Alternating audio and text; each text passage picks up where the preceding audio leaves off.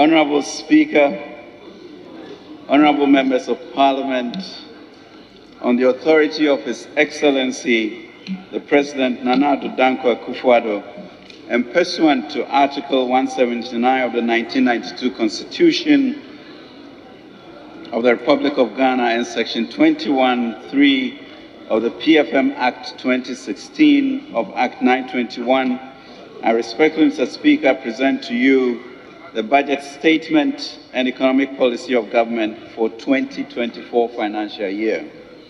Mr. Speaker, I beg to move that this august House approves the financial policy of the government of Ghana for the year ending 31st December 2024. Respectively, I also submit to this Honorable House the following statutory reports: the 2023 Annual Report on the Petroleum Funds, in line with Section 48 of the Petroleum Revenue Management Act 2011, Act 815 as amended, and the 2023 Report on the Utilization of the African Union Levies pursuant to Section 7 of the African Union Import Levies Act 2017, Act 952. Mr. Speaker, this budget is an abridged version of the 2024 budget statement and economic policy of government. We have also developed a more detailed update on sectorial performance in a Volume 2 document. I request the Hansard Department to kindly capture these documents as the budget statement and economic policy of government for the financial year 2024. Mr. Speaker, I stand here today to present the 2024 budget, which seeks to advance us on the path towards fiscal consolidation, macro stability, and growth that began a year ago. Mr. Speaker, I first want to take the opportunity to express immense appreciation to His Excellency the President for the privilege to present the national budget on his behalf over the past 7 years. More importantly, I want to express my profound gratitude to God for the grace, mercy, and favor toward our nation. Together with the psalmist, let us say, "Bless the Lord, O my soul, and all that is within me, bless His holy name. Bless the Lord, O my soul, and forget not all His benefits." Psalm 103, 1-2, Mr. Speaker. Mr. Speaker, I also wish to express my deep appreciation to you, Right Honorable Speaker, and the honorable members for their support over the years. We have not only agreed, but we also eventually find common ground in the interest of the Republic, and as we share in this collaboration, which will continue. Mr. Speaker, almost a year ago on Thursday, 24th November 2022, I presented the 2023 budget and, as always, gave an honest and forthright update on the economy, highlighting the extent of the challenges facing our country. Indeed, a month before, His Excellency the President also pointed out that never have so many malevolent forces come together in a perfect storm to impact our lives so dramatically. Key macro indicators then were uninspiring. Against that backdrop, I then presented government's plan of recovery, focusing on restoring macroeconomic stability, coordinating an equitable debt operation program, ensuring that the vulnerable are well protected, negotiating a strong IMF program, a strong private sector growth agenda, and attracting significant green investments to promote growth. Mr. Speaker, in 2 out of the last 7 years, 2020 to 2022, the Ghanaian economy has faced challenges. The economy, growing at an average of 7% with a single-digit inflation, declining interest rates, and a stabilizing currency, suffered unforeseen shocks like many other economies. GDP growth slumped from 6.5% in 2019 to 0.5% in 2020 as the lockdown and closure of businesses and the ports had a devastating effect on the economy, triggering cost of living crisis that has made lives difficult for the Ghanaian people. Though battered and bruised, we are not broken, and our resilience is manifesting. Mr. Speaker, we also saw the damaging effect that the economic downturn had on Ghana's already stretched revenues. This was even made worse by the additional expenditures that were required during the COVID-19 pandemic to ensure that life and livelihoods were protected. Mr. Speaker, 2020 was also in an election year, the first ever election in the Fourth Republic with zero donor funding. However, government sensitivity to our people was remarkable. No layoffs in the public service, salaries were dutifully paid over the year, and free water and electricity for the entire population was provided, especially the lifeline consumers. Indeed, entrepreneurship was not ignored as this House passed the 600 million CD CAP-BAS program for GEA, which was effectively deployed. Mr. Speaker, permit me to clarify that the disruption to our macroeconomic path over the last few years was not peculiar to Ghana. The global disruption to supply chains, adjustments to new forms of work, and shifts in demand pursued some of the most cataclysmic effects on inflation and growth worldwide. This set off the worst form of global cost of living crisis since World War II. We turned the corner when in record time, we completed the IMF first review of 6 performance criteria, 3 indicative targets, and 3 structural benchmarks. Our task now and in the medium term is twofold: to maintain stability and to keep on growing. We are determined to remain on the course of increased growth, currency stability, and disinflation over the medium term. Our future growth prospects are certainly brighter, and I'm confident that this budget, this victory budget, this Nkommo budget, would ensure that we boldly walk on a sustainable path towards creating decent jobs and wealth for our people. For with national dedication, the Lord will continue to give us treasures from dark places and hidden riches in secret places. Mr. Speaker, our promise to all stakeholders, in particular to the people of Ghana, is that the Akufo-Addo government is determined to maintain the discipline, compassion, and creativity required to keep the economy stable and maintain the robust growth. Mr. Speaker, today, I accordingly present the 2024 budget to set out the broad medium-term policy framework underpinning our approach towards recovery and stability with growth. Among other things, it provides a pathway towards fiscal consolidation and macro stability. It sets out the new debt sustainability path after the excruciating domestic debt operation with aftershocks on the financial sector. It outlines the policy priorities underpinning the 5-year growth strategy with focus on selected initiatives over the next 14 months.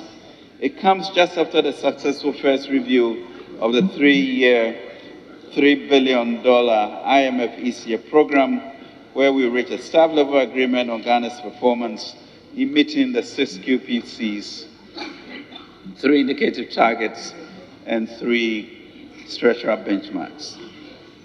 In the US, Mr. Speaker, inflation surged from a low of 1.8% in 2019 to 6.5% by 2022, and is currently at 3.7%. We have seen this reflect in interest rate decisions by the US Federal Reserve and also in benchmark yields.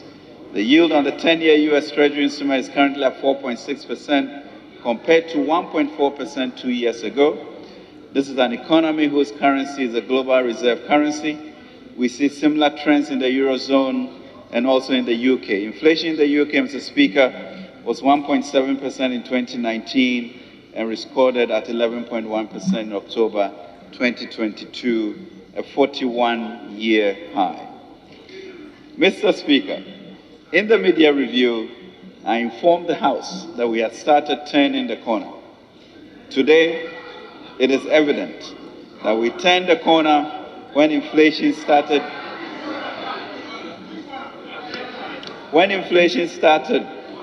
declining from 54.1% in December 2022 to 35.2% in October 2023.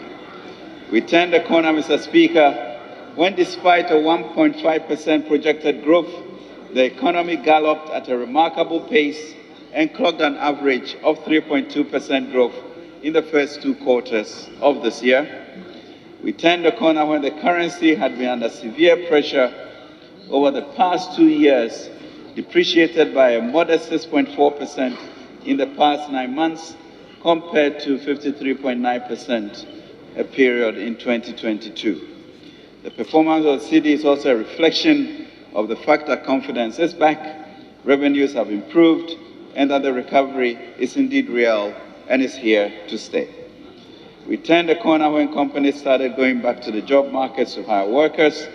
We turned the corner when international credit rating agencies, which have not been favorable to Ghana in recent years, started being positive about the economy. And we turned the corner when the banking industry started to record and report a profit after tax growth of 43.8% of 6.2 billion this half year. All of this, Mr. Speaker, deepens our democratic development by prioritizing resources for institutions to support the conduct of the 2024 general elections. It commits us to funding existing projects in roads, rural electrification, rural telephony, IPEP, and our areas. Mr. Speaker, the 2024 budget is even more significant because we cross, Mr. Speaker, the 1 trillion gross domestic product mark for the first time in our economic history. Let me repeat, Mr. Speaker, Ghana's economy under President Akufo-Addo in 2024, final year in office, is projected to be valued over 1 trillion Ghana cedis in 2024 from the 219.5 billion we inherited in 2016. Mr. Speaker, 2024, 1 trillion gross domestic product. Mr. Speaker, fundamentally, this is a government that is self-aware, reflective, and has been open throughout the process to incorporating citizens' feedback in preparing this budget. And as in previous years, we have prioritized stakeholder consultations. Consequently, we engage with and obtain valuable inputs from key stakeholders, including investors, traders, academia, organized labor, civil society organizations, bankers, development partners, faith-based organizations, a cross-section of the leadership, and other honorable members of Parliament. We also launched, Mr. Speaker, the Ghana Mutual Prosperity Dialogue on 2nd November 2024, a new and innovative platform, 23, to deepen our collaboration and partnership with the private sector. The platform aims to enhance the long-term competitiveness of Ghana and increase our attractiveness as a hub for businesses on the continent. This will have a standing committee co-chaired by the Minister of Trade and Industry, Minister of Finance, and the private sector. I want to assure our stakeholders that we have, as much as possible, reflected the proposals and recommendations from these engagements in the budget. There is much more to be done with the shared ideas, and the Mutual Prosperity Dialogues will be a robust and dynamic platform to inform future policy changes. Mr. Speaker, the Nkommo Dam spillage. Mr. Speaker, in the last few months, we have been witnesses to the devastating impact of the Nkommo Dam spillage. This follows excessive rainfall recorded in several parts of the country. To preserve the structural integrity of the dam, the Volta River Authority commenced controlled spilling on 15 September 2023. This led to the flooding of downstream communities in parts of Volta, Eastern, and Greater Accra regions. The heavy rainfall also caused flooding upstream of the Nkommo Dam and impacted communities in the Savannah, Oti, and Bono East regions.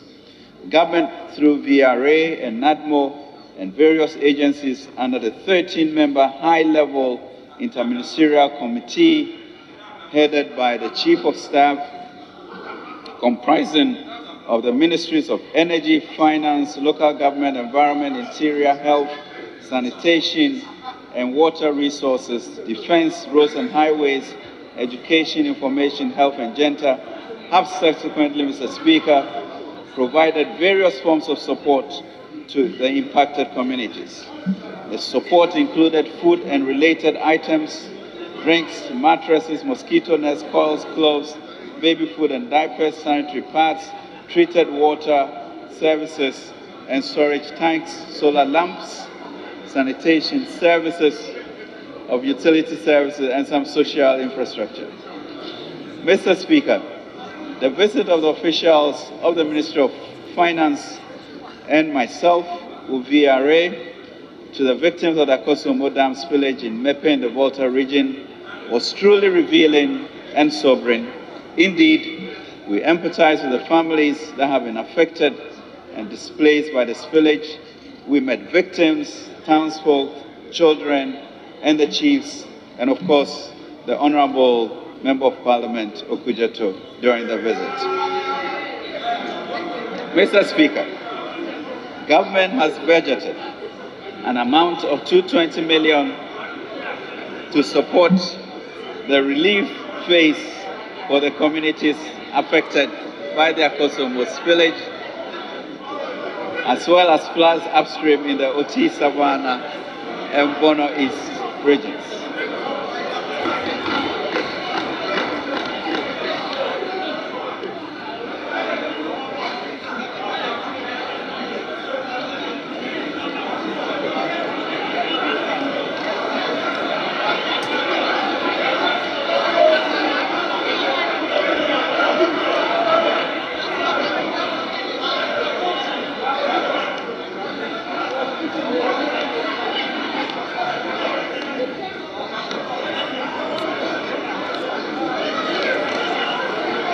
Mr. Speaker. Honorable members, this is for your eyes only.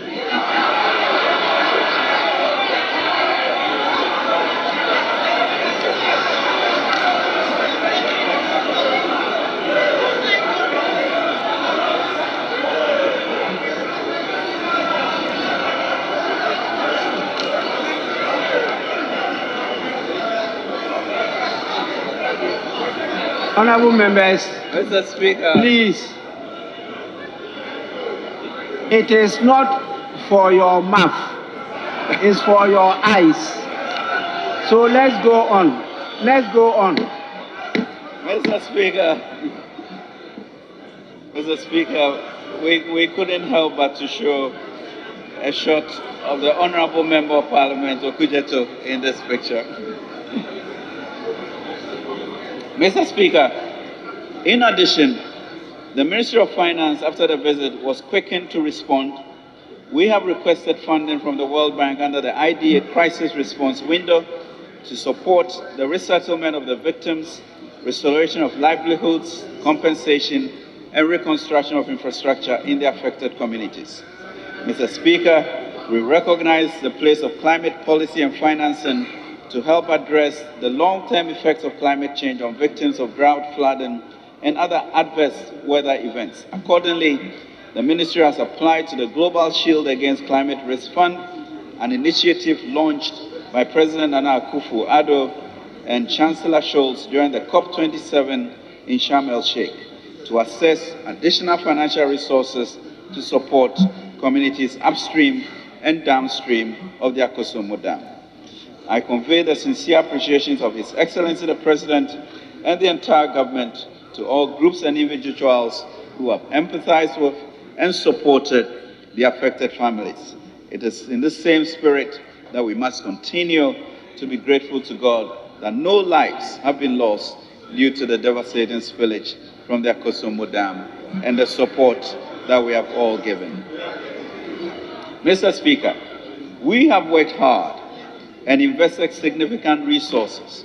And being sure of this knowledge, I can confidently assert that over the past 7 years, every sector has been positively impacted.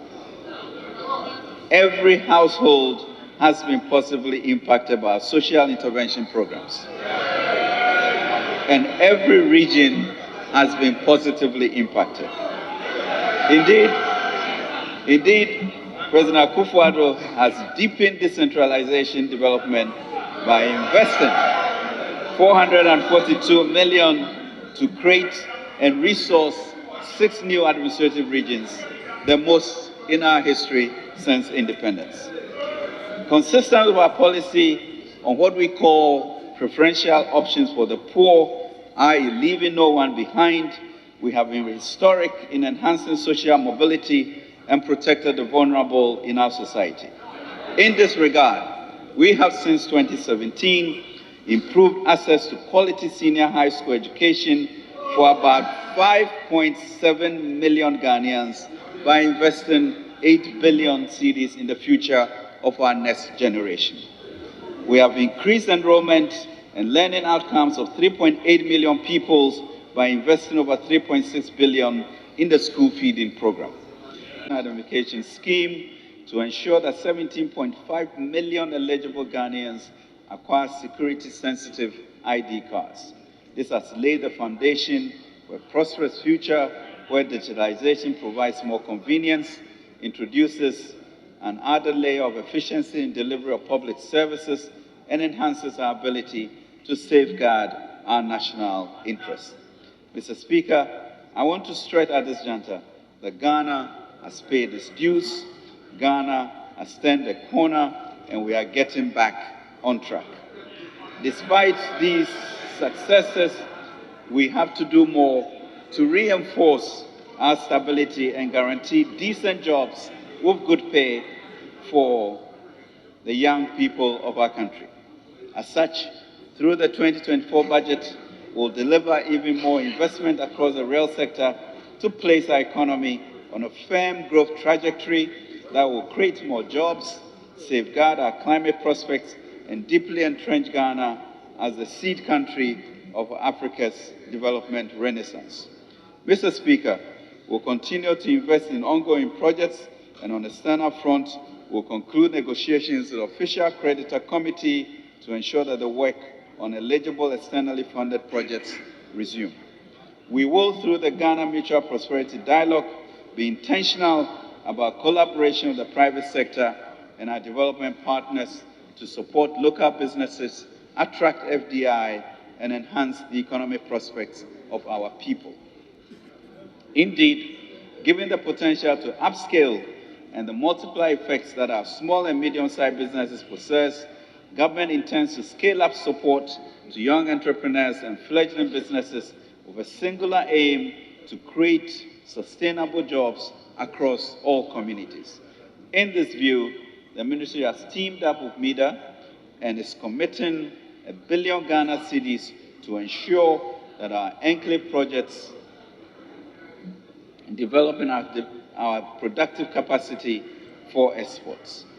Mr. Speaker, we are also positioning a generation of Ghanaians to secure our leadership in the global arena. Today, our country hosts the headquarters of the AFCFTA. We also have a privileged position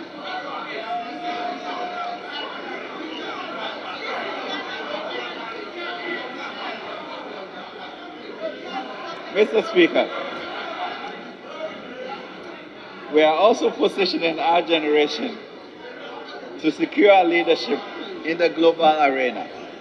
Today, our country hosts the headquarters of the AFCFTA. We also have a privileged position in leading the climate change charge. As the agreed host of the Climate Vulnerable Forum Secretariat, we are galvanizing a coalition of 68 nations and 1.7 billion people to shape the climate discourse and secure resources for a just energy transition. Mr. Speaker, that is the promise of this budget, and we'll keep our eyes firmly fixed on the future and build lasting prosperity for this and the next generation. Mr. Speaker, as members recall, we came into government in 2017 in a period of grave despondency, meager resources, of 2 fish and 5 loaves, today we can only marvel at how the Lord has multiplied these resources.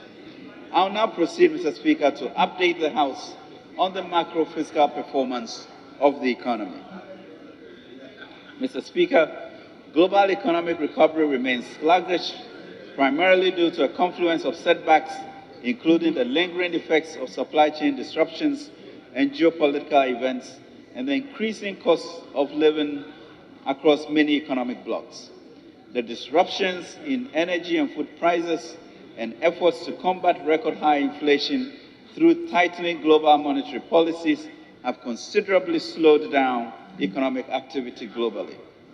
According to the IMF's October 2023 World Economic Outlook, global economic growth is anticipated to decelerate from 3.5% in 2022 to 3% in 2023, and at best 2.9% in 2024.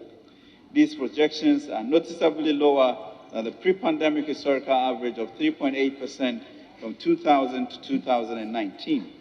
Projections of 3.1% global growth over the medium term are lowest in decades, and the prospects for countries to achieve higher living standards are also, therefore, bleak.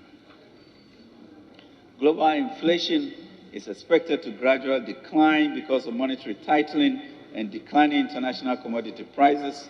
Global inflation is expected to fall from its peak of 8.7% in 2022 to 6.9% in 2023 and further 5.8% in 2024. Mr. Speaker, macroeconomic imbalances are also improving, evidenced by falling inflation in most parts of the region.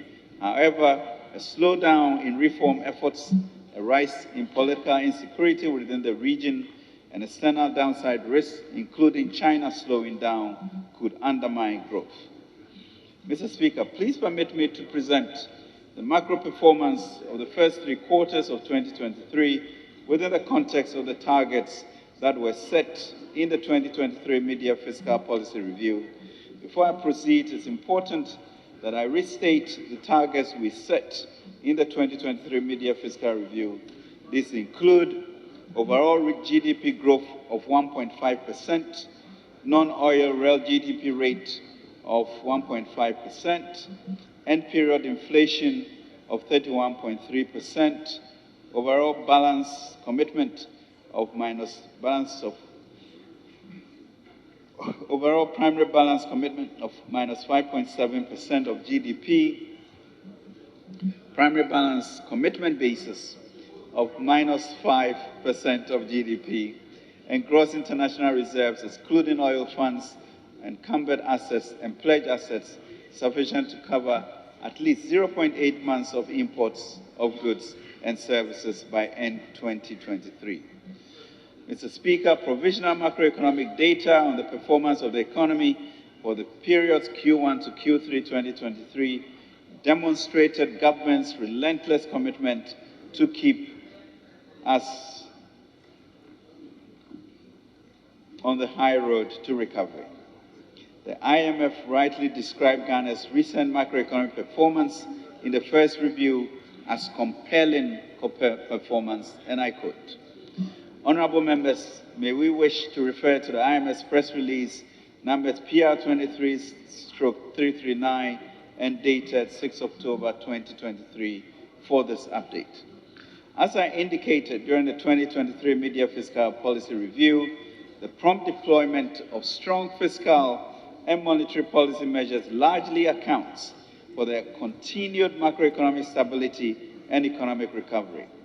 Growth in 2023 has been more resilient than earlier expected. Inflation has been on the decline faster than expected. The fiscal and external balances have improved, and the exchange rate has broadly stabilized." Mr. Speaker, government introduced the gold for oil policy in 2022. The policy, which leverages the Bank of Ghana's domestic gold purchase program, was intended to provide foreign exchange financing for the importation of petroleum products and help reduce demand for US dollars from the bulk import distribution and export companies.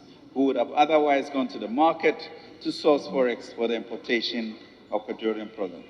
Since then, Mr. Speaker, under the Gold for Reserves program, the Bank of Ghana has purchased a total of 17.89 tons, $1.14 billion of gold to boost its gold reserves. In addition, under the G40 program, Gold for Oil program, 23 cargoes, circa 800,000 metric tons of gasoline and gas oil equivalent to 30% of national consumption have so far been imported.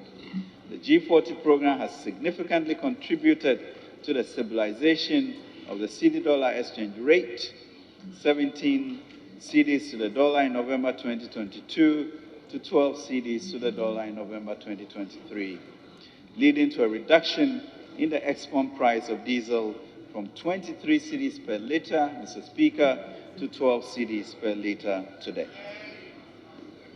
Mr. Speaker, I'll now update the House on the performance of our macroeconomic indicators. Real GDP growth averaged 3.2% in the first half of 2023, compared to 2.9% in the same period in 2022, signaling a strong rebound. Robust growth in services averaged 6.3%, and agriculture also averaged 6.2%. Sectors were the key drivers. It is instructive to note that the average growth of 3.2% for the first two quarters of 2023 is higher than 2023 revised growth target of 1.5%. Price developments indicate that inflation is on a declining path in response to ongoing fiscal consolidation, appropriate tightening of monetary policy, and relative stability in the exchange rate. Headline inflation declined by over 16 percentage points from 34.1% in December 2022 to 38.1% in September 2023 and 35.2% as of October 2023. The cedi has stabilized against the US dollar since early 2023. Over a year to date, Mr. Speaker, a year to date cumulative depreciation of 25% compared to 54% in 2022. Specifically, Mr. Speaker, the cedi has only depreciated by 6.4% on cumulative basis since February 2023, compared to, Mr. Speaker, 53.9% over the same period in 2022. The stability of the cedi largely reflects the positive impact from the restoration of economic activity, including robust economic growth, improvement in the current account position, improvement in forex liquidity following the IMF ECF inflows, Bank of Ghana's domestic gold purchase program, reduced speculative forex demand as market confidence rebounds. Gross international reserves as of September 2023 stood at 5 billion, 2.3 months import cover, compared to 6.3 billion, 2.7 months import cover at the end of 2022, but expecting only a 0.8 months at mid-year when we stood here to pronounce where we were heading to. We are yet, Mr. Speaker, to reflect IMF, World Bank, and Cocoa Bank indications of approximately $2 billion by year-end. The current account turned positive at 1.1% of GDP at end June 2023, a monumental turnaround from the deficit of 2.1% of GDP at end December 2022.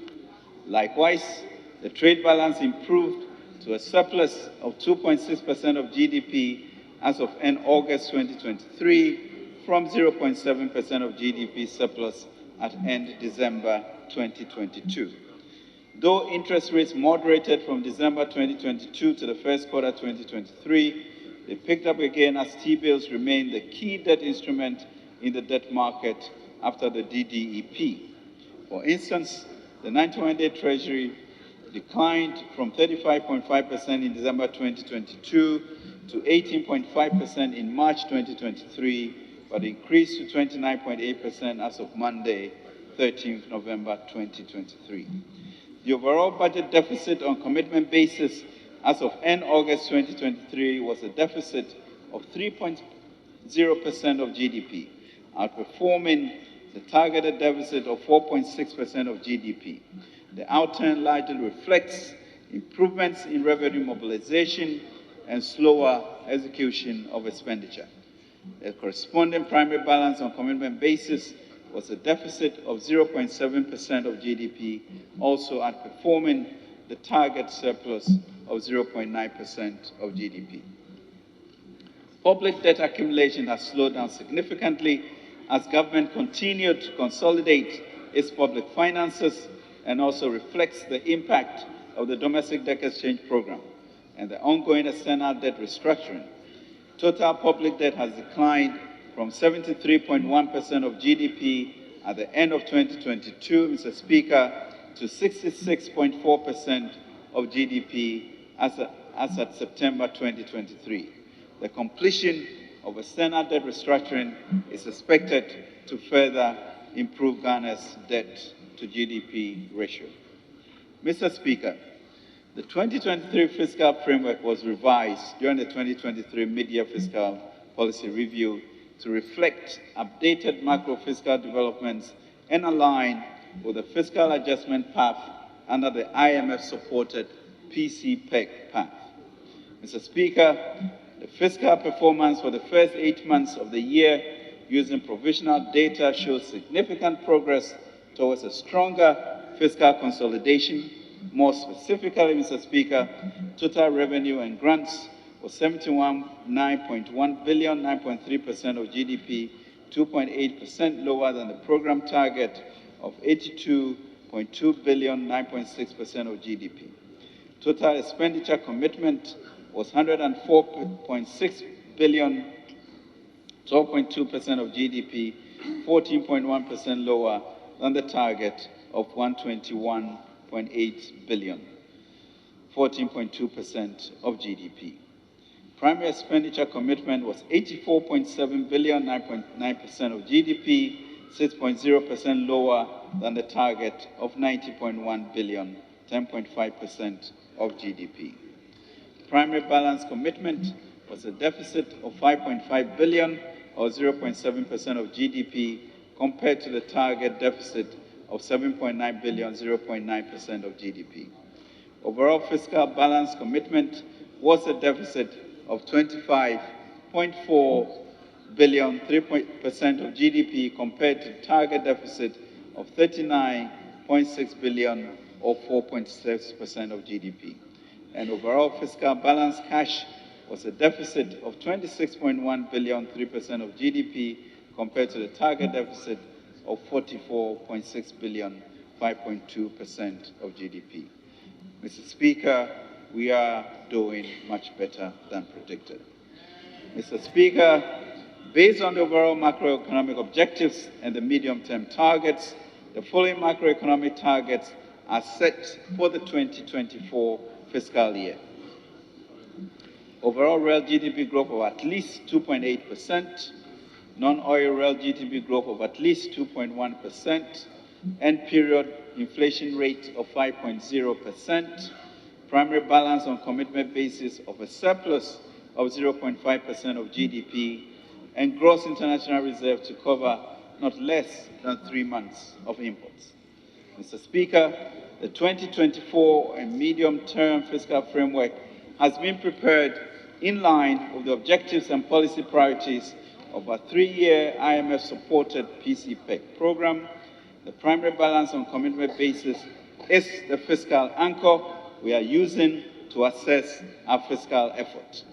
Over the medium term, we plan to improve the primary balance commitment from a deficit of 4.3% of GDP in 2022 to deficit of 0.5% of GDP in 2023, a huge 3.9% adjustment. The primary balance is expected to improve further to a surplus at 0.5% of GDP in 2024 and 1.5% of GDP from 2025 onwards. Mr. Speaker, total revenue and grants is projected at 176.4 billion Ghana cedis, 16.8% of GDP as we move towards our 18% target. And this is underpinned by permanent revenue measures, largely tax revenue measures amounting to 0.9% of GDP. Mr. Speaker, total expenditure is projected at 226.7 billion, 21.6% of GDP. This projection reflects a reduction of 6.1 percentage points of GDP in total expenditure commitment basis compared to the outturn in 2022. This large decrease comes from the combination of fiscal consolidation efforts of 4.9 percentage points of GDP, reflecting an adjustment in revenue by 1.1 percentage point and primary expenditure by 3.9 percentage points of GDP. The potential interest rate savings from the ongoing external debt operation will further bolster public finance sustainability.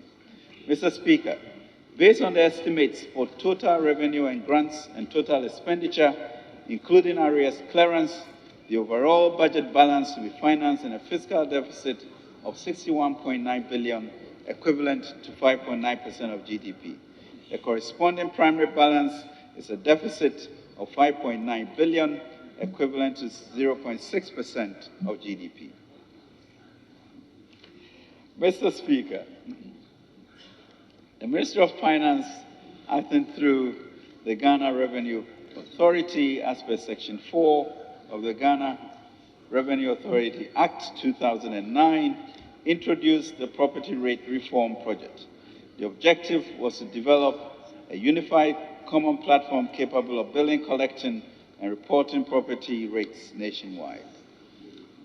Mr. Speaker, the initiative has encountered some challenges that's making it difficult for the relevant bodies, including the Metropolitan, Municipal, and District Assemblies, to have access to their share of the property rate collection on time. Mr. Speaker, to address these challenges, government is reviewing the overall structures and processes to determine the optimal way forward. In the interim, districts will resume collection as these challenges are resolved. Mr. Speaker, tax reliefs. Our approach to tax policy since 2017 was to give significant relief to the private sector until expenditure pressures from 2020 required a more aggressive approach. It is important to note that in the short term, fiscal sustainability requires that we improve our tax ratios significantly, otherwise our long-term competitiveness will be eroded. As we all know, our country's 13% tax to GDP ratio is far below our peers. Our target is 18 to 20%, and we are on course for 16%, hoping to be achieved this year. In that regard, it is difficult to implement all the structural reforms and tax reliefs needed to immediately lower and/or eliminate certain tax handles. However, I assure this august House that we have heard. We believe in lower taxes as a government for industry, and we are working at this aggressively with the GRA and to be cemented with the Standing Committee of the Mutual Prosperity Dialogue. Mr. Speaker, further to the above, the following reliefs have been prioritized for implementation. To extend, Mr. Speaker, the zero rate of VAT on locally manufactured African prints for 2 more years. Mr. Speaker, to waive import duties on import of electric vehicles for public transportation for a period of 8 years. Mr. Speaker, to waive import duties on semi-knocked down and completely knocked down electric vehicles imported by registered EV assembly companies in Ghana for a period of 8 years. Mr. Speaker, to extend zero rate of VAT on locally assembled vehicles for 2 more years. Mr. Speaker, to zero rate VAT on locally produced sanitary pads. Mr. Speaker, to grant import duty waivers for raw materials for the local manufacture of sanitary pads. Mr. Speaker, to grant exemptions on the importation of agricultural machinery equipment and inputs and medical consumables, raw materials for the pharmaceutical industry. Mr. Speaker, a VAT flat rate of 5% to replace the 15% standard VAT rate on all commercial properties will be introduced to simplify administration. To address the negative externalities of plastic waste and pollution, government will review and expand the environmental excise duty to cover plastic packaging and industrial and vehicle emissions. Mr. Speaker, the Stamp Duty Act 2005, Act 689, has not been reviewed since its enactment in 2005. To realign the rate with current economic realities, government in 2024 will review the rates and fees for stamp duties. The bands subject to ad valorem taxes will be expanded, while the specific rates will be reviewed. Mr. Speaker, a simplified tax return will be introduced as a means of promoting voluntary compliance as part of the modified taxation scheme for individuals in the informal sector. This approach will make it easier for taxpayers to fulfill their tax obligations to the state. Mr. Speaker, the Tripartite Committee has concluded negotiations on the national daily minimum wage. The tax-free portion of the individual income tax rate will accordingly be adjusted to take care of the change. Government recognizes the constraints our medical personnel face in providing health care for our citizens. With the passage of the Exemptions Act, government will engage the Ghana Medical Association on waivers for importation of vehicles to ease the transportation burden on our doctors. The policy will enable them to deliver quality and timely health care. Mr. Speaker, as a government, we have always been committed to protecting the quality of life of our people. Total wages and salaries for workers has increased from 14.7 billion in 2016 to 37.5 billion. All workers were paid full wages and salary on time, even when revenues plummeted during the COVID-19 pandemic.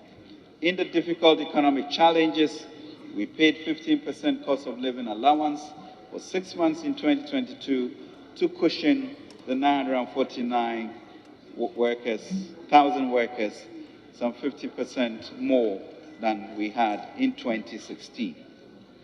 Mr. Speaker, as reported in the 2023 Mid-Year Fiscal Policy Review of the 2023 Budget Statement Economic Policy of Government, a spending arrears clearance and prevention strategy was developed and approved by Cabinet for implementation. This is part of the measures to achieve the objective of bringing public finances back on a sustainable path through improved efficiency in public spending. To clear the system's stock of arrears, the Ghana Audit Service has begun the verification and validation of the arrears identified as at end December 2022 before payments are made. Mr. Speaker, to prevent the accumulation of new arrears, government has put in place the following measures to enhance commitment controls and prevent the accumulation of arrears. Alignment of the quarterly budget allotment of cash flows forecast and tighten the use of allotments as a control on the gift miss rather than a budget starting with the 2024 budget. Standardized contracts for public works to ensure flexibility in budget execution. Review standard tender documents to include clauses that make the award of the contract null and void if not supported by gift-miss-generated purchase order. All MDAs will be required to use GhanaWebs for all procurements to enhance transparency and efficiency in the procurement of good works consultancy, non-consultancy, and asset disposal. Improve budget execution practices by undertaking the following. Approval of MDA's commencement requires to be done within the first quarter of any fiscal year to allow MDA sufficient time to complete procurement and payment processes before end of year. Enforcement of the use of forgiveness for all transactions to prevent unbudgeted expenditure, internal audit agency to ensure that public officers within covered entities adhere to the legal and regulatory principles governing public financial management in the discharge of their duties. All public officers, particularly principal spending officers of covered entities, will be held to the strict application of the specified sections as specified in Section 96 to 98 of the PFM Act. Mr. Speaker, the Public Financial Management Act 2016 Act 921 was passed to regulate the financial management of the public sector within a macroeconomic and fiscal framework. This law sets out stringent accounting, audit, and reporting requirements for public funds. As the first finance minister to oversee the implementation of this critical law, I am confident that this government has been the most transparent and accountable in our history. Over the past 7 years, I have laid before this House 55 statutory reports to fulfill the provision of this law. These include the annual report on petroleum funds, report on the utilization of the African levies as examples. We have also learned key lessons from the helpful feedback from our stakeholders. Most of these formed the core of the macro-critical reforms being implemented under the IMF-backed PCPEC program. Mr. Speaker, as the government's PCPEC program enters the second year, we plan to assess progress and collaborations for reforms at the PFM Summit to be organized by April 2024. We encourage our development partners to join us on this journey. Mr. Speaker, in the rail sector, we expect overall rail GDP growth to increase from an expected 2.3% in 2023 to 2.8% and reach 5% in 2027. This yields an average growth rate of 4.3% over the 2024-2027 period.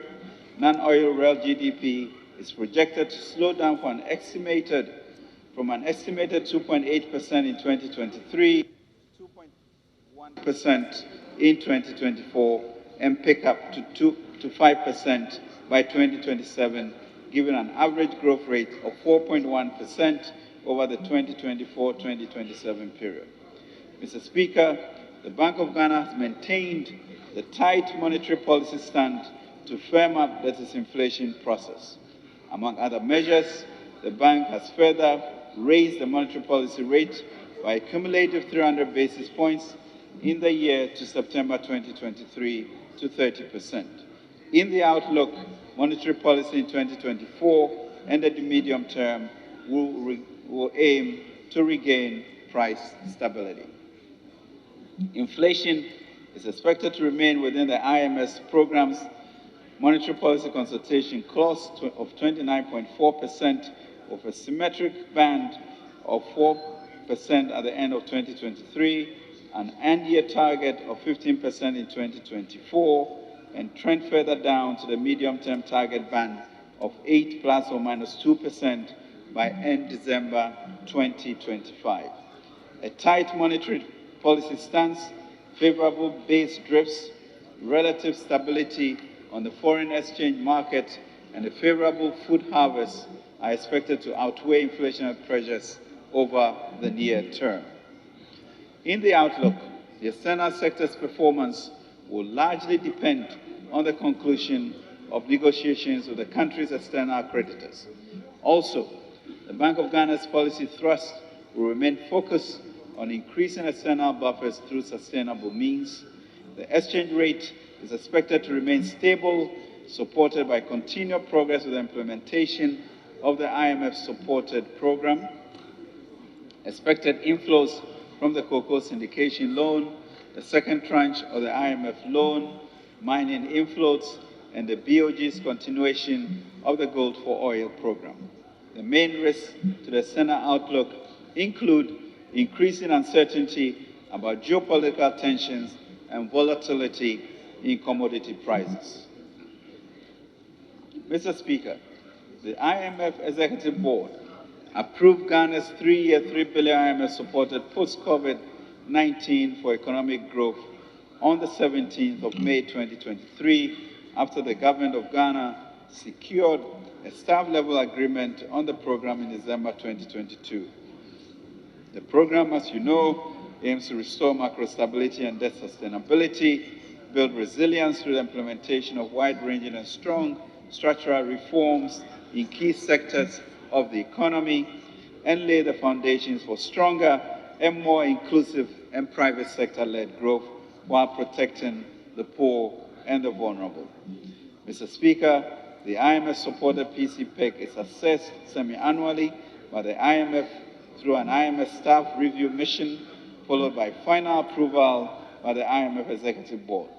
Disbursements under the program are tied to successful completion of each review. The reviews assess our progress towards meeting the quantitative performance criteria, indicative targets, and structural benchmarks.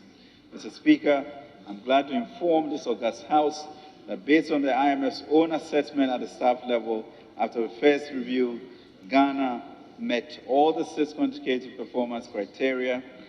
The 2 out of the 3 indicative targets, the 2 met a floor on social spending, a floor on non-oil public revenue. The indicative target of 0 net accumulation of payables was extended largely to the ongoing negotiations with energy sector IPP on legacy debt. And 6 of the 7 structural benchmarks due end 2023 were also met, and subsequently the 7th has been met. Mr. Speaker, the fiscal incentives and reliefs I announced previously are in line with government's 5-year growth strategy, which was approved by Cabinet in August 2023. This is to stimulate and sustain economic growth, even as we restore macroeconomic stability under the IMF-backed program. The first phase, which is a 14-month program, essentially focuses on scaling up prioritized existing programs and attracting private sector investments to deliver rapid results without significant demands on budgetary resources. Mr. Speaker, the growth strategy prioritizes key sectors of the economy, including agriculture, agribusiness, and aquaculture, trade, industry, and export promotion, tourism, as well as digitization and technology. The recently launched Ghana Mutual Prosperity Dialogue will support this path of growth.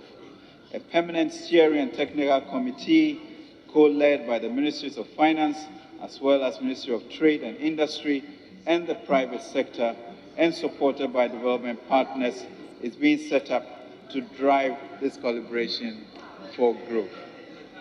Mr. Speaker, last year I discussed the enormous impact of the food import bill on exchange rate volatility and inflation. I made clear how unsustainable the imports are and the need to change course. The growth strategy therefore supports the implementation of interventions that increases our capacity to produce, deepen value chains, facilitate and modernize storage facilities, and increase the shelf line of products. These improvements are expected to help support exports, build forests, exchange buffers, and reduce inflation of earmarked funds. Mr. Speaker, we would also like to appreciate on this level the contributions of key stakeholders, including the Managing Director, the management and staff of the IMF, the World Bank, the AFDP, and development partners who played diverse roles in this journey. Mr. Speaker, we are equally grateful to the Council of State, CSOs, labor unions, Employers Association, AGI, FBOs, think tanks and research institutions, and all other stakeholders who played various roles in the process.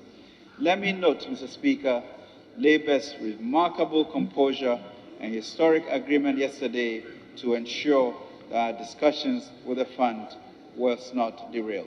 We thank Labour for this. Mr. Speaker, Planting for Food and Jobs 2.0.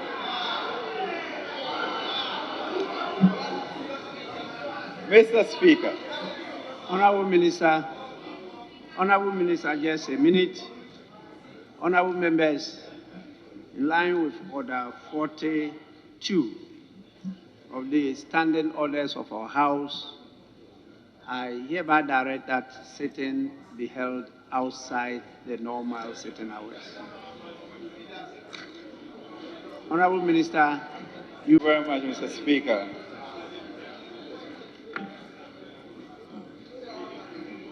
Mr. Speaker, in seeking to change the course of the agriculture sector, the President in August 2023, with the new Minister of Agriculture, launched the Planting for Food and Jobs 2.0. By design, PFJ 2.0 places greater emphasis on value chain approaches and focuses on strengthening linkages between actors along eligible agricultural commodity value chains, broadly categorized into grains, roots, and tuber vegetables and poultry.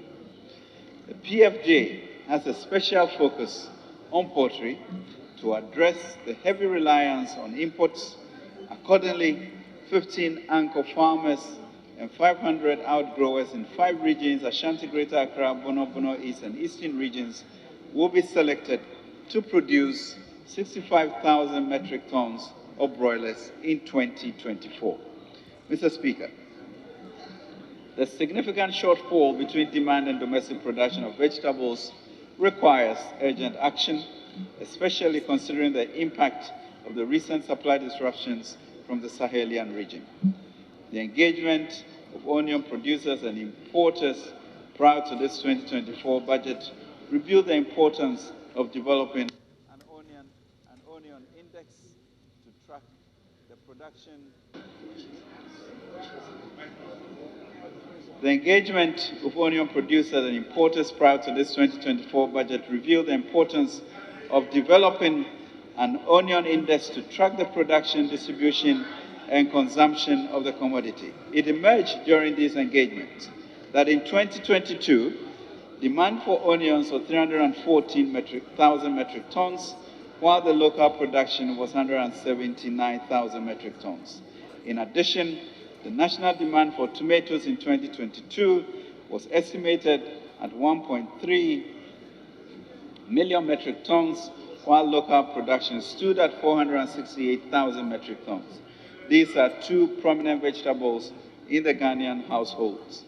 Mr. Speaker, PFG2 therefore seeks to improve the supply and utilization of high-quality inputs, facilitate credit guarantees for aggregators to procure improved seeds, fertilizers, and pesticides, and supply them on zero-interest credit terms to vegetable farmers in the immediate and short-term future. Furthermore, the condition and capacity of existing warehouses will be improved to enhance the condition and capacity in storing bumper harvests and maintaining price stability. Mr. Speaker, the growth strategy also aims to boost fish production, mostly through increased focus on oceanic and inland earthen ponds. The goal is to support fishermen, fish farmers, and fish processors in our coastal regions. The interventions planned in this subsector include direct support for production, distribution, and storage of fish, as well as producing and supplying over 110 million liters of premise fuel using gasoline and condensate. Mr. Speaker, part of PFJ2's program strategy is to support the private commercial agriculture under the Economic Enclaves project. Towards this, priority has been given to securing and developing lands to offer security of tenure for large-scale agriculture investments.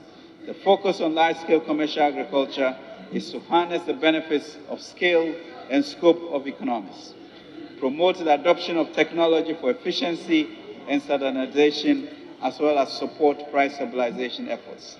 As of December 2022, 3 enclaves in Kasonia, Greater Accra, Kumewu, Ashanti, and Banda Oti region were operational. 5 out of 5 other enclaves are planned in 2024 to promote value addition, integration, and deepening aggregation and value chain systems to serve as economic growth goals. The 3 operational EEPs will lead to production of 160,000 metric tons of rice by end of 2024, over 110,000 acres of land in cultivation for the key staples. Private sector actors investing on EEP will provide employment for the youth with a target of at least 5,000 jobs. Already, Mr. Speaker, 10 private sector actors have responded to the expression of interest to predominantly act as anchor farmers on the developed lands. Government will also pursue the interest expressed by other international private sector operators to unlock investments and technology for the economic enclave projects. We are also using the EEP to leverage catalytic financing from key partners, including MasterCard Foundation and the African Development Bank.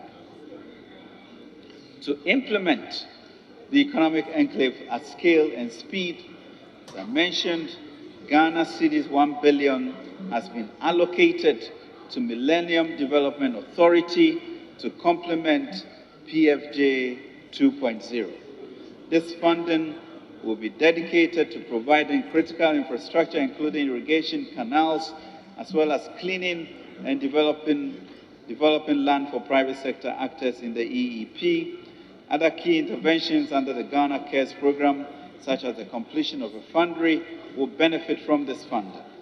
MEDA has a remarkable record from the implementation of 2 compacts under the Millennium Challenge Corporation, one of which was agriculture and agribusiness. They continue to demonstrate experience and ingenuity that will accelerate the delivery of the growth goals to transform agriculture in our country. Mr. Speaker, the Digital Youth Village, as a key initiative under Ghana Cares, involves collaboration between the Ministry of Communication and Digitalization, Ministry of Finance, and University of Ghana to support tech entrepreneurs and create vibrant tech hubs.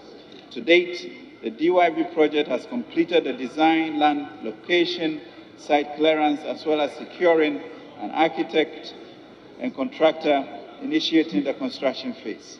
Phase 1 of DYV project is expected to be completed before end December 2024.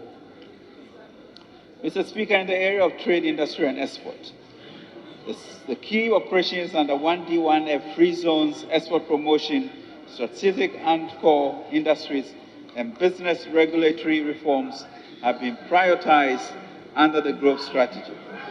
Altogether, earnings from non-traditional export are expected to increase to 4 billion and 4.8 billion in 2024 from 3.51 billion in 2022. 271 license-free zone companies are expected to increase earnings to 2.19 billion in 2024 compared to earnings of 1.8 billion from 207 license-free zone companies in 2022. Mr. Speaker, Ghana remains the preferred tourist destination in the sub-region. The steady stream of domestic and international tourists also requires dedicated spaces in cities to drive a night economy and tourism. As we promote December in Ghana initiatives, we'll also work towards enhancing security and the lightening infrastructure. A task force comprising public regulators and private sector actors has already been established to drive the night economy initiative and the public-private partnership arrangements. Mr. Speaker, on 14th November 2022, almost exactly a year ago, government launched the Youth Start initiative as a direct response to the employment challenge facing our country. Through this initiative, government sought to create an entrepreneurial nation by providing training, competitive funding, access to markets and technology to our youth. This is to cause a cultural shift and guide our teeming youth into entrepreneurship by assisting them to start, build, and grow their own businesses. Mr. Speaker, a year on, the preparatory works have been completed. The three components of the initiative, Youth Start District, Entrepreneurship Program, Commercial Program, and the Youth Start Grace Program, have also been developed and piloted successfully.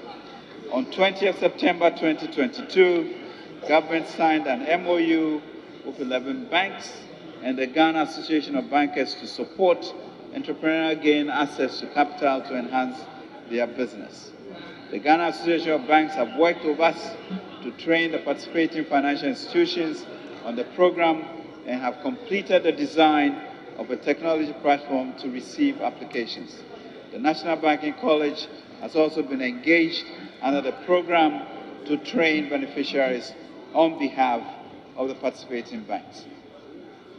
Mr. Speaker, the Ghana Enterprises Agency and the National Entrepreneurship and Innovation Program has been brought together as a cohesive unit to co-lead the district entrepreneurship component of the Youth Start program.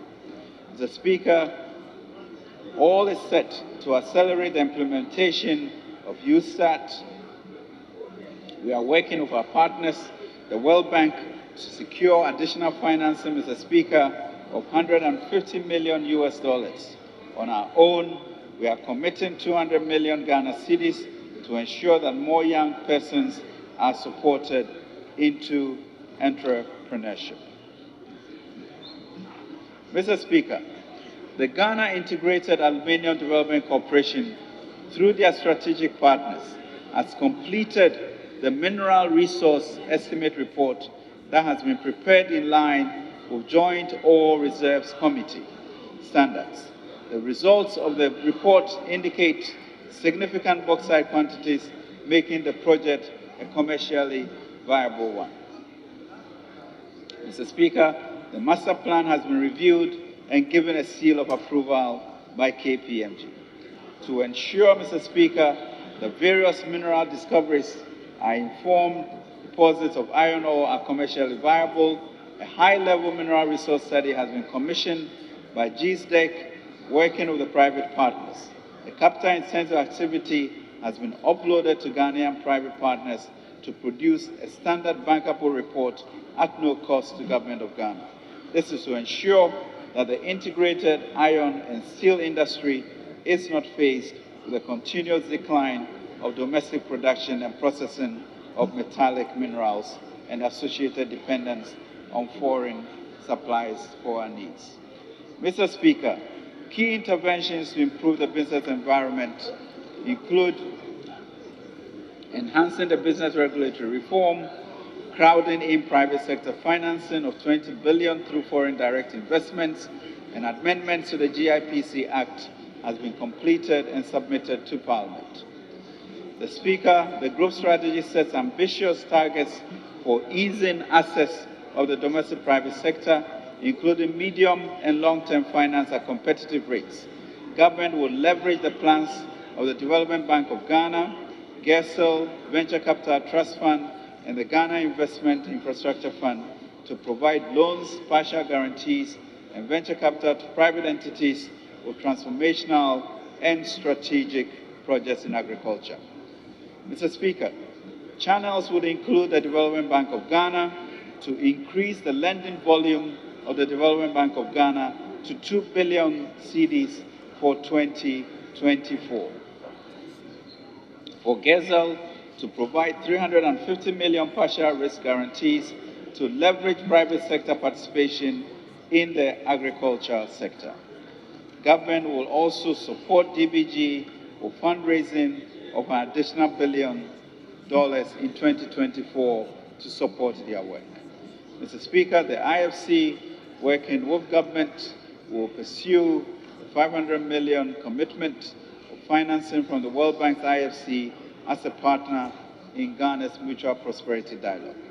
The recapitalization of banks. Mr. Speaker, government and the World Bank will recapitalize the banks through the Ghana Financial Stability Fund and the Financial Sector Program. With over 10 billion cedis, Mr. Speaker, to enable aggressive financing of private sector businesses. Mr. Speaker, the banks will be recapitalized in the coming week.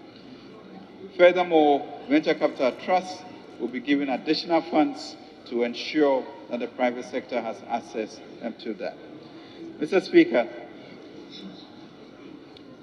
the stock of global debt as a share of global GDP was 258% last year. Moreover, as of 2022, the stock of public debt was 238%, 9 percentage points higher than in 2019. To return Ghana to a path of debt sustainability from a debt to GDP ratio of 89%, Mr. Speaker, we aim to be at 66% this year. The goal is to achieve a 55% debt to GDP ratio and 18% revenue to GDP ratio over the medium term. Mr. Speaker, Ghana completed the first phase of the DDEP in February 2023, where 82 billion cedis of old domestic debts were exchanged for new bonds. In this process, Mr. Speaker, the average coupon of 9.1% were achieved with a participation rate of 84%. Mr. Speaker, we have come to the end of the domestic debt exchange program and need to focus on the external debt restructuring to further improve the debt trajectory. Even more to enable us reach the target landing zone of 55%. Mr. Speaker, this will successfully be done in the coming few days or weeks. The fund, Mr. Speaker, is also offering $250 million from the World Bank, supported by sub-fund targeted at qualifying banks and SDIs, and a CD equivalent of $500 million of GOG-funded sub-fund that will help, as I mentioned, to recapitalize a state-owned financial institution, as well as potentially supporting other indigenously controlled financial institutions. In addition, a provision of $4 billion has been made in the 2024 budget to address NIB, distressed SDIs, and other outstanding legacy policies in the financial sector. Notwithstanding the ongoing litigation commenced by shareholders of Black Shield Capital Management Limited, formerly Gold Shield Securities, the SEC will continue to engage the official liquidator and clients of the defined Black Shield to reach a consensus on a framework for a bailout, intervention, and an amicable resolution to the impact. Mr. Speaker, in the 2024 budget, government will build on the significant investment that have been made to date and promote its key interventions covering social spending, infrastructure governance, security, and climate change. Mr. Speaker, on social spending, the government's flagship free senior high school and TVET programs continues to create and expand access to secondary school education in the country. In a generation's time, when we have a more educated population which sustains social mobility and cohesion, we appreciate the significance of these decisions.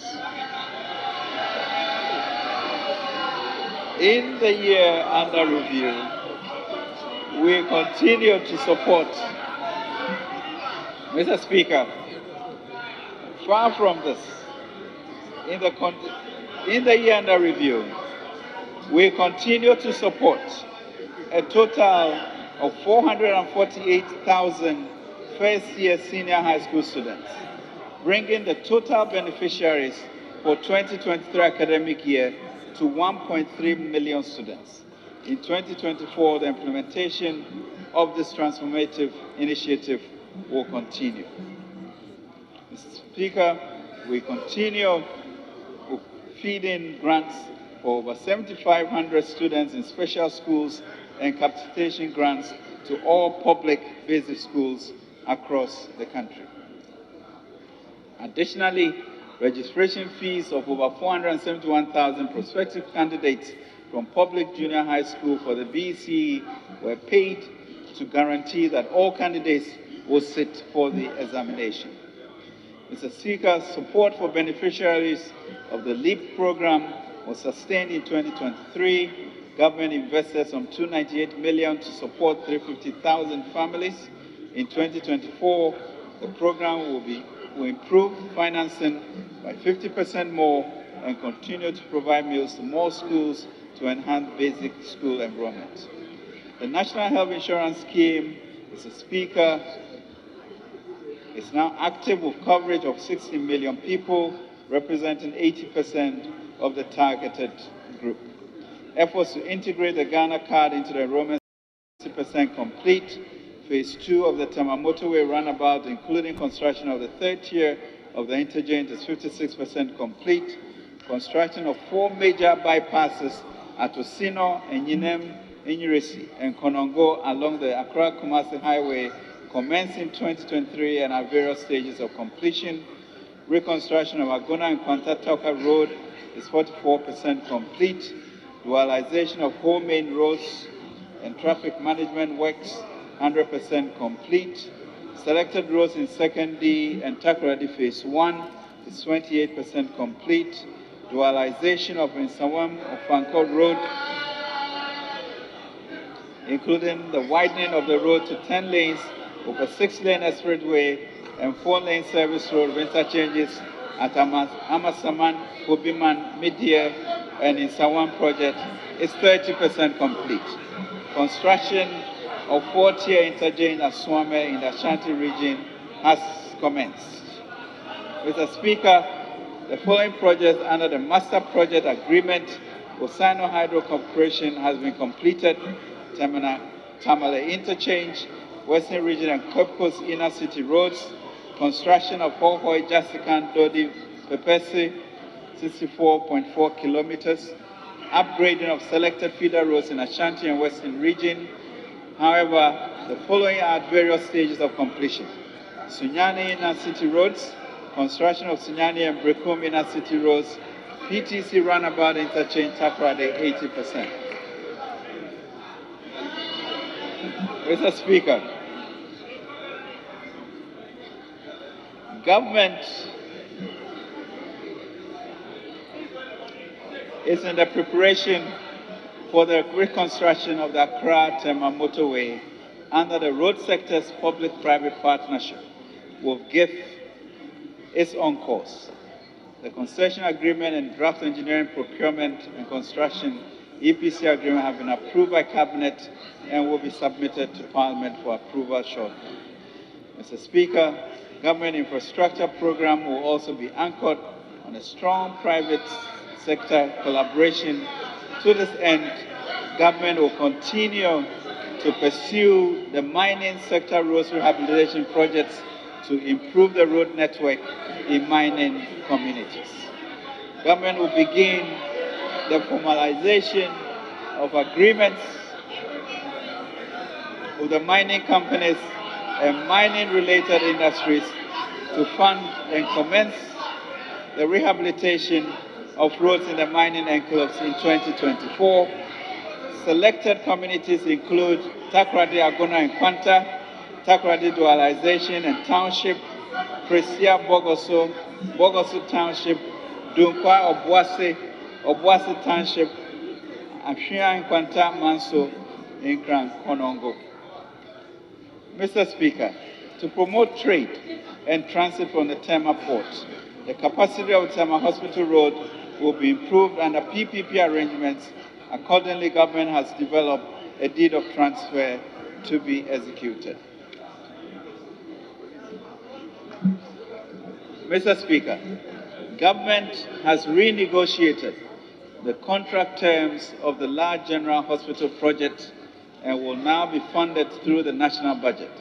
The contractor is expected, Mr. Speaker, to be back on site next week to complete a significant amount of work by 2024. Mr. Speaker, in accordance with government's strong commitment to industrialization, a total of 169 One District, One Factory projects are currently operational, leading to a total employment of 169,000 An additional 152 factories are currently under construction and expected to be fully operational in 2024. These industries are expected to increase value addition and support our efforts to reset the economy. Mr. Speaker, to improve connectivity within the sub-region and facilitate tourism, the upgrading of the Tamale Airport has been completed. To complement this effort and facilitate trade through Ghana's transit corridor, the construction of the Buankra Integrated Logistical Terminal is being executed and is about 54% complete. Following the approval of Ghana's Energy Transition Investment Plan, government has commenced the development of a national electric vehicle policy as part of efforts to create an enabling environment for the uptake of electric vehicles. Mr. Speaker, government has rolled out the National Rental Assistance Scheme in February 2023 to ease the burden of huge rent advance payments by prospective tenants. Mr. Speaker, government continued works on phase 3 of the Security Services Housing Program, involving the construction of 320 units for the Ghana Police Service at the Ghana National Police Training School, Tesano. In addition, work commenced on the first phase of the revised National Affordable Housing Program at Pokwase that was launched by His Excellency the President and the Minister of Works and Housing. Government will commence work on the National Affordable Housing Project at the Dieso in the Ashanti region to complement the Pokwase project. Mr. Speaker, under the Infrastructure for Poverty Eradication Program, government continues to embark on strategic investments across our communities nationwide in line with the Fiscal Consolidation Plan. Through the development authorities, over 340 projects were completed in 2023 and accordingly handed over to the beneficiary communities. Rural telephony. Mr. Speaker, government constructed a total of 1,010 rural telephony sites under the Rural Telephony and Digital Inclusion Project to provide voice signals in underserved and unserved communities. In 2024, the remaining 1,006 sites will be built and integrated and financed for voice and data services to ensure reliable, affordable, and secured broadband infrastructure under the infrastructure. Mr. Speaker, with regards to rural electrification, in line with government to achieve universal access to electricity by 2024, a total of 189 communities have been connected to the national grid, with 211 communities at various stages of completion. The national electricity access is estimated to have reached 88.85% as of the third quarter of 2023. Our goal, of course, is to exceed 90% by the end of 2024. Mr. Speaker, under the Girls in ICT initiative, 2,000 girls and 200 ICT teachers in the Savannah and Northern regions were trained. Additionally, a total of 287 laptops were presented to the best performing students and teachers in both the Savannah and Northern regions.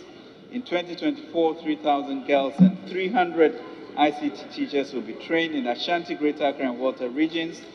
Government, Mr. Speaker, seeks to continue to find a program to resource a one laptop per child program so that the population will become tech savvy. Mr. Speaker, we will look to raise appropriate financing for this. Mr. Speaker, the Ghana.gov platform deployed in 2020 has onboarded 1,541 MDAs, MMDAs, and state-owned enterprises, with 130 of these entities actively utilizing the platform for various functions, including processing payments. This has yielded a total of 164 billion since its inception. In 2024, NITA will enroll government agencies responsible for revenue collection onto the platform.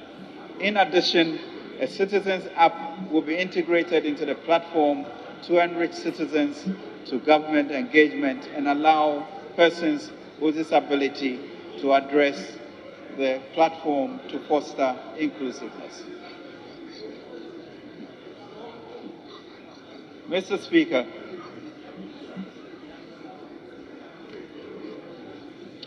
the new Conduct of Public Officers Act seeks to address current weakness in asset declaration system. The new act will introduce provisions that ensure public officers submit their declaration in time and that an effective verification system is in place. The draft bill is under consideration by Cabinet and will be submitted to Parliament subsequently.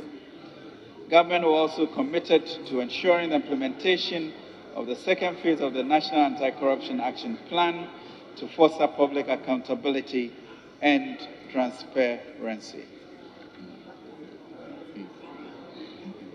Mr. Speaker, government will continue to resource the Ghana Armed Forces to collaborate with other security services in the operations such as Cowleg, Calm Life, Halt, Gong, Conquered Fit, etc.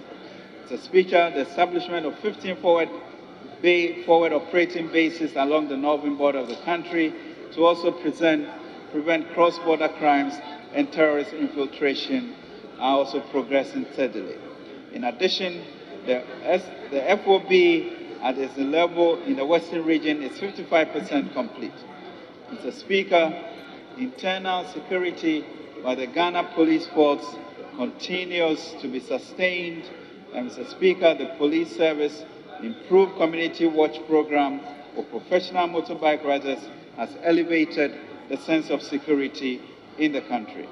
The service received 100 Toyota Hilux pickups, 6 armored personnel carriers, and 600 motorbikes to augment the fleet of the Foreign Police Visibility and Motorbike Patrol units to enhance their work. Mr. Speaker, Immigration Service is also being improved. The service also conducted 5,900 inspections at various locations and bringing much security to the country. Mr. Speaker, on the issue of independent power producers, government has continued to engage key operational independent power producers in positive and constructive bilateral negotiations.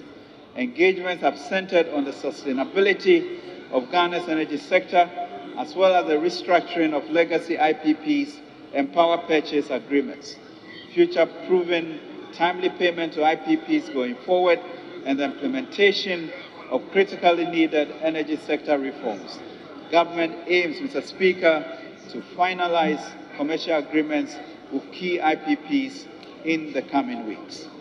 Mr. Speaker, government remains mindful and appreciative of the continuing commitment on the part of IPPs, not only to support Ghana's power sector, but to collaborate with government and the ECG to achieve sustainable future for the sector, while shoring up Ghana's reputation as a compelling investment climate. Mr. Speaker, Ghana has been at the forefront for advocacy for a fit-for-climate global financial architecture while expanding its engagement to mobilize climate finance. At the 2023 IMF World Bank Group annual meetings, Ghana secured critical financing to support climate adaptation and mitigation measures. These include $54 million to establish a Ghana Share Landscape Emission Reduction Project, $4.8 million successfully earned by reducing nearly 1 million tons of carbon emissions through forestry conservation. We expect to earn over $45 million in 2024. Additionally, government has signed 6 MOUs with Switzerland, Singapore, Sweden, South Korea, as well as some public and private entities in line of Article 6 of the Paris Agreement. Mr. Speaker, our leadership as chair of the Climate Vulnerable Forum and the Vulnerable 20 Group is a prime example directed by our Ministries of Finance, Environment, Science and Technology, and Innovation, and Foreign Affairs. Under Ghana's tenure, we've not only raised our global standing in climate discussions, but also championed the interests of climate-vulnerable nations. Our President Nana Addo Dankwa Akufo-Addo chairs the CVF. Since 2021, under the direction of Ghana's direction, the CVF and V20 have driven a forward-thinking agenda to counter climate change threats. Crucially, Ghana has been instrumental in pushing for reforms in the global financial system to make a more conducive environment for resilient growth and sustainable development. Mr. Speaker, advocating for reform the global financial system underscores our commitment to focusing a future where climate-resilient growth and sustainable development are at the forefront. By championing this, Ghana will lead with a vision for climate resilience in a more environmentally imperative way. It is a pathway to enduring prosperity and stability for developing countries globally, ensuring that we are equipped to face climate challenges while progressing towards a sustainable and prosperous future. Mr. Speaker, today I have highlighted our collective achievements as a nation to this august House. I've also demonstrated how our investment over the last 7 years have positively impacted individuals, households, businesses, and communities. We have, Mr. Speaker, a safer country. We have a more physically and digitally connected society. We have a more educated and skilled population. Through our policy approach, the foundation for a country has been laid where ingenuity is being encouraged, innovation is supported, public service is valued, responsibility is shared, prosperity is shared, and accountability for the custodianship of public resources is privatized. Mr. Speaker, this is marked change from when I first stood before this House on 2nd March 2017. At that time, Mr. Speaker, doomsday had decimated the incomes of businesses and households. The financial sector was weak and near collapse. Trained nurses had stayed home for years without employment. NHIS was in arrears for over a year. A sizable number of Ghanaians were unable to access senior high school education.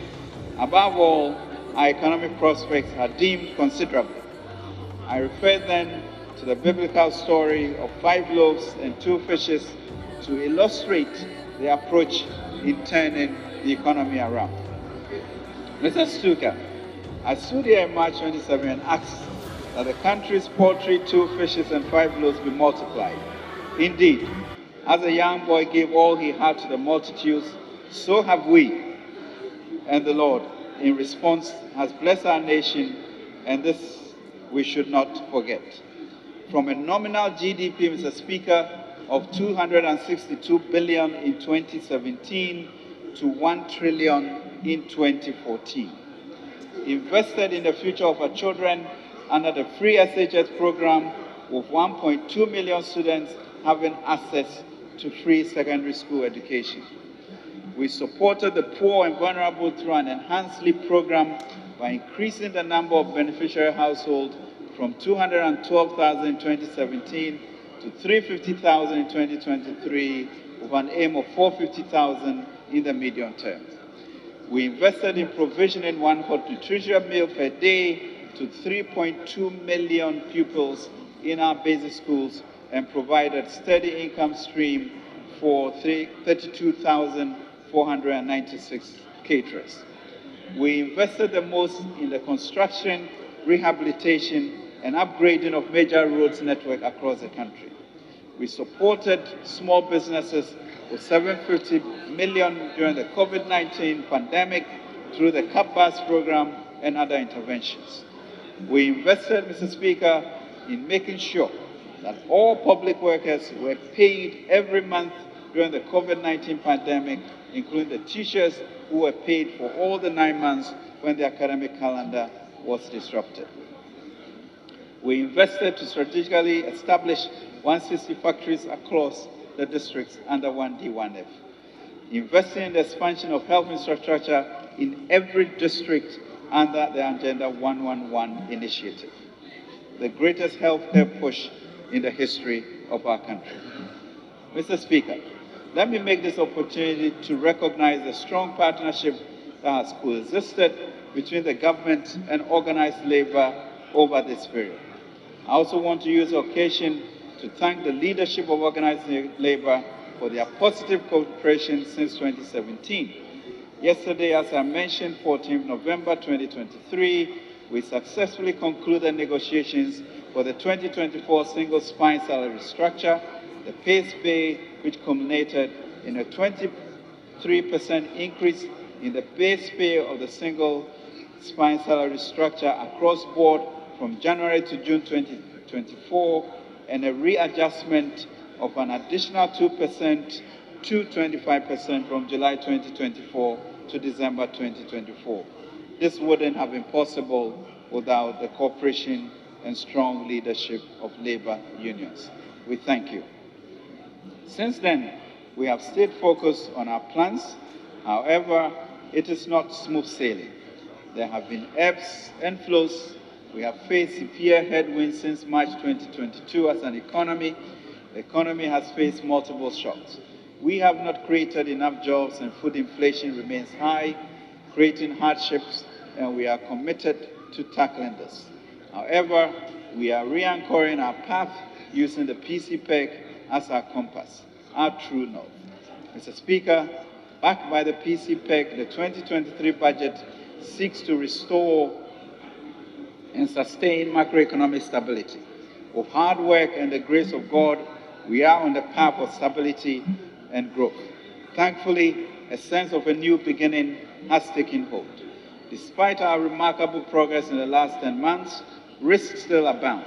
In October 2023, the IMF reported that global recovery remains low with little margin for error. The Kenyan finance minister also noted in September 2023, and I quote, "All low and middle income countries are walking a tightrope given the current economic constraints globally." Mr. Speaker, we are aware of these pressures and risks. So far, the implementation of government PCPEC, which addresses these pressures, is delivering the immediate intended results. We have successfully concluded the domestic debt operations and are making steady progress on external debt restructuring. We are implementing the new growth strategy, which prioritizes the completion of key transformative interventions to improve the quality of life and welfare of our people. Mr. Speaker, for our future, large public spending and deficits cannot remain embedded in our public policy program. So after achieving macroeconomic stability, the gains will be anchored on enhanced fiscal responsibility rules. The IMF is already working with us to strengthen these rules in order to maintain macroeconomic stability and implement structural reforms needed to sustain the country on a strong path of economic growth and transformation. Mr. Speaker,